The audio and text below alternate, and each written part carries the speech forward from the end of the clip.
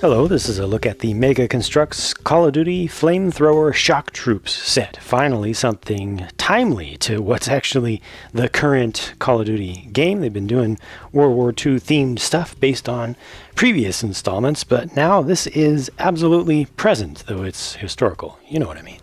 This has to be one of the most useful and massable terrain builds that Mega has included with any of their little troop packs, because you could get 1,000,000 of these and just keep adding and adding and adding and adding to have an entire line.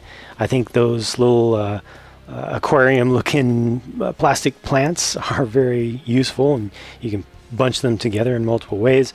This is just one extra accessory that's included there, but yeah, this is just really, really good stuff.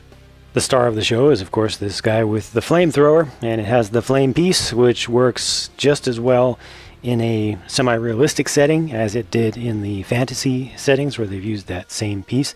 Here it's just done in a consistent trans yellow color. I actually like it a little bit better with the marbled trans yellow and trans orange or trans red for a little more of a flame kind of look, but this works perfectly fine for me. This is a silicone hose here. It's actually hollow on the inside, so it's very bendable. It actually connects up to the nozzle section, and it has a two-piece pack back here that actually has the tanks attached to the frame beneath. So that was interesting. It gets more detail in there and gets more depth in there than could possibly have been done with a single piece. So kudos to them, to Mega, for actually spending the time to develop this into a multiple piece assembly rather than taking the cheap and easy way out. I think it looks really good. I think the color that they chose there is a really ugly color that is pretty perfect. It's a very World War II color. Let me take the flamethrower off from this guy so that I can show him to you relative to the other figures. You can see the differences in just the figures themselves.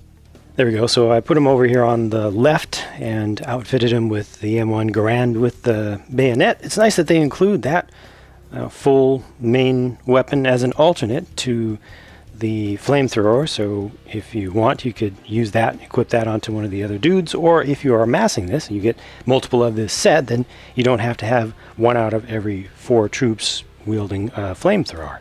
So that's nice. And when I first looked at this pack from a distance, I thought it was nice to get the flamethrower, but then basically amongst the figures you're just going to be getting 3 of the same dude and then one with a different hat.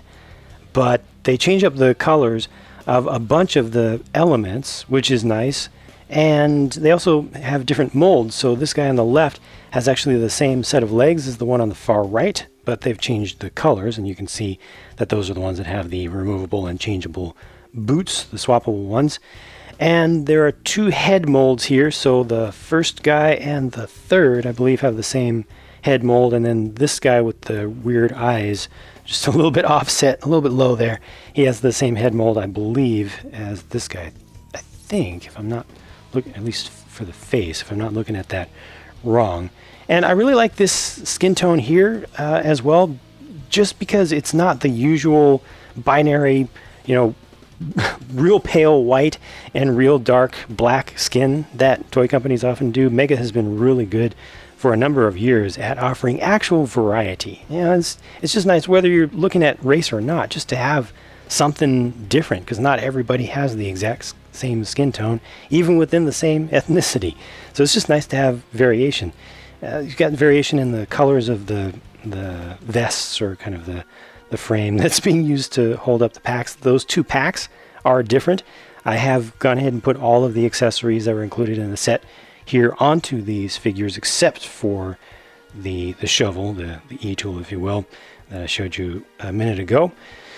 Weapons again on the far left, the M1 Garand with the bayonet, and then you've got the M1941 obscure rifle there. I believe this is just supposed to be Thompson, and on the right is a Sten. Yeah, that's a pretty cool one. I like that.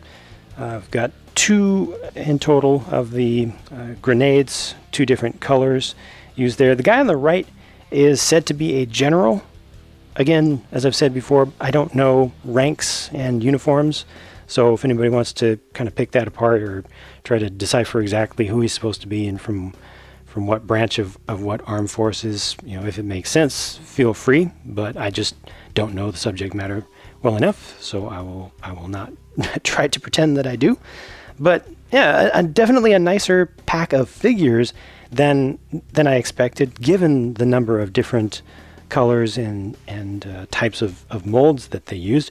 But they also have great accessories, and I also appreciate that you can actually put all the accessories onto these guys at once, so you don't need to store a bunch of them separately or have a box to store them separately. So that's good.